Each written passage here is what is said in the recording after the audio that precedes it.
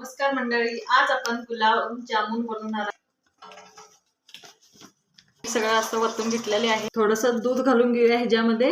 हे सगळं मिश्रण एकत्र करायचं। थोडं पाणी ऍड करूया। मळून घेतलेले आहे 5 मिनिटासाठी। 5 मिनिटं झाकून घेऊया।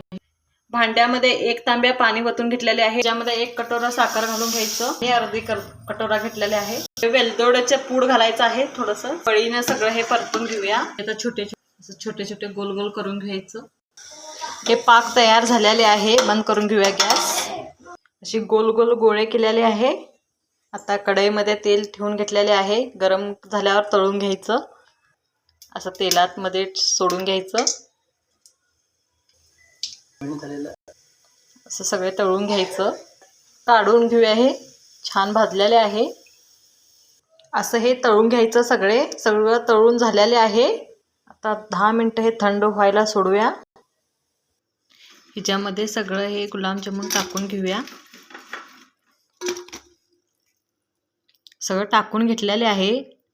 बघू शकता गुलाबजामुन तयार झालेले आहे। आवडले असलं तर लाईक करा, प्लीज सबस्क्राईब करा।